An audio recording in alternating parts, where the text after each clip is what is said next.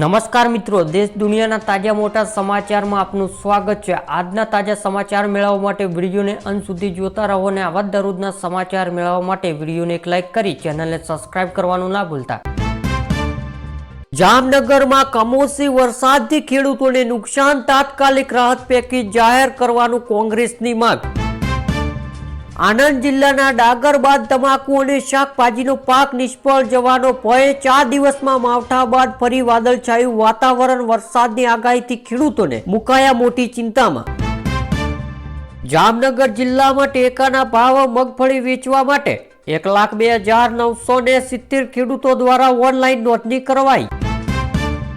વડાપ્રધાન નરેન્દ્ર મોદી 2 દિવસ ગુજરાતની મુલાકાતે। કેવડિયાએ પીએમ મોદીએ એકતાનગરમાં સુવિધા માટે 25 નવી ઈ બસોનું કર્યું લોકાર્પણ। હવે મફત મુસાફરી કરી શકશો। ગુજરાતના 158 તાલુકામાં કમોસમી વરસાદ, સૌથી વધુ ભાવનગર મહુવામાં 3 ઇંચ વરસાદ નોંધાયો। હજુ 2 દિવસ ગુજરાતમાં ભારે વરસાદની આગાહી। હિંમતનગરમાં 40% ખેડૂતોની જમીન કપાતમાં જશે। કાકરોલમાં 11 ગામોની ખેડૂતોની ઉગ્ર વિરોધ। કચ્છ માંડવીનું બંદરનું વાહન મધદરિયા આગમાં બળીને ખાક, 16 ખલીસાને બચાવવામાં આવ્યા। અમદાવાદમાં શહેરની સોલા પોલીસે ભાડાના મકાનોમાં રહેતા 17 બાંગ્લાદેશ ઘૂસણખોરને પકડ્યા। ભારતની હવા બની રહી છે ઝેર, દેશમાં પ્રદૂષણ કારણે 17 લાખ લોકોએ ગુમાવ્યો જીવ। WHO સદીના સૌથી ખતરનાક વાવાઝોડામાં 29ના મોત, હજુ ટળ્યો નથી મેલિસા ચક્રવાતનો ખતરો। દિલ્હીમાં 3.21 કરોડ રૂપિયાનો ખર્ચ છતાં ક્લાઉડર સીટિંગ પ્રયોગનું શૂન્ય પરિણામ। ગુજરાતમાં કમોસમી વરસાદથી પરેશાન, દિલ્હી વરસાદથી વંચિત। ફરી 1 લાખ રૂપિયા નીચે જઈ શકે છે સોનાના ભાવ, ટ્રમ્પ ટ્રેડ ડીલ સહિતના 4 પરિબળો જવાબદાર। ભાવનગર સેન્ટ્રલ જીએસટી વિભાગ સિહોરીમાં 200 કરોડનું બોગસ બિલિંગ કૌભાંડ ઉજાગર થયું। કમોસમી વરસાદથી મગફળી, કપાસ અને કઠોળ પાકમાં ભારે નુકસાન। આ નુકસાન બાબતે ખેડૂતો કરી રહ્યા છે સર્વે કરવાની માંગ।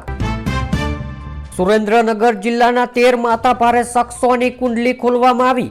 કાયદો વ્યવસ્થાની પરિસ્થિતિ સુધારવા પોલીસ એક્શન મોડ પર। ક્લાઇમેટ ચેલેન્જના કારણે ગુજરાતમાં ચોમાસું ચક્ર ખોરવાયું। સૌરાષ્ટ્ર અને કચ્છમાં વરસાદનું પ્રમાણ વધ્યું, રિસર્ચમાં ઘટસ્ફોટ। અમદાવાદની 7 ડે સ્કૂલનો વહીવટ સરકાર અથવા તો અન્ય મેનેજમેન્ટને સોંપવા પણ ભલામણ। ડીઈઓએ સરકારનો સોંપ્યો રિપોર્ટ। માવઠાના કારણે ગુજરાતમાં ખેડૂતોને પાકને ભારે તબાહી, 10 લાખ હેક્ટરમાં નુકસાન, 7 દિવસમાં સર્વેનો પણ આદેશ। અમદાવાદમાં 15 દિવસમાં 2 લાખ રિક્ષાની પોલીસમાં નોંધણી કરી, સ્ટીકર લગાવવાની કમિશનરનો આદેશ। ગાંધીનગર એમએલએ ક્લાઉટર ધારાસભ્ય અનંત પટેલના ઘરમાંથી કપલ ઝડપાતા પોલીસ પૂછપરછ, પીએના પરિચિત હોવાનો ખુલાસો। રાજુલા તાલુકામાં ધારેશ્વર ગામની નજીક તાતરવાડી નદીમાં એક અત્યંત કરુણ દુર્ઘટના સર્જાઈ। તાતરવાડી નદીમાં ડૂબી ગયેલા 4 યુવકના મૃત્યુદેહ મળ્યા। મૃતકોમાં 3 સગા ભાઈનો પણ સમાવેશ। વડોદરાના માજલપુરમાં 2.42 કરોડ ખર્ચ, લાઇબ્રેરી ટૂંક સમયમાં ખુલ્લી મુકાશે। કારતક માસમાં ચોમાસું બેઠું, વડોદરામાં સવારથી ધોધમાર વરસાદના પગલે જનજીવન ખોરવાયું। ગુજરાતમાં માવઠાનું જોર, ગાંધીનગરમાં ધોધમાર વરસાદ બાદ અનેક વિસ્તારોમાં પાણી ફર્યા। પાવાગઢના ટપાલવાના જંગલમાં યુવકનો ગળા ફાંસો ખાઈને આપઘાત, પોલીસને અકસ્માત મોતનો ગુનો નોંધ્યો। મૃત્યુદેહ પોસ્ટ મોર્ટમ માટે ખસેડાયો। યુપીના બહરચાલમાં મોટી દુર્ઘટના, કોડીલાના નદીમાં મુસાફરી સવારે બોટ પલટી, 20 થી વધુ લોકો ગુમ। ઉપરાષ્ટ્રપતિ પદેથી રાજીનામું આપ્યા બાદ ધનખડ 100 દિવસથી ચૂપ, કોંગ્રેસે કરી મોટી માંગ। રાષ્ટ્રપતિ દ્રૌપદી મુર્મુએ રફાલ ફાઇટર પ્લેનમાં 200 કિમી સુધી ઉડાન ભરી। રાષ્ટ્રપતિનું ફાઇટર પ્લેન 30 મિનિટ સુધી હવામાં ઉડ્યું હતું। આંધ્રપ્રદેશમાં મોન્થા વાવાઝોડાથી 2 લોકોના મોત, ખેતીના પાકને ભારે નુકસાન।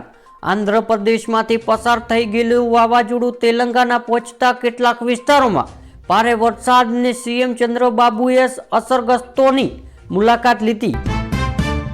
તમિલનાડુમાં સરકારી નોકરી બદલ 35 લાખ સુધી લાલચનો ખુલાસો. ઈડીને પોલ ખુલી તપાસમાં ભ્રષ્ટાચારની.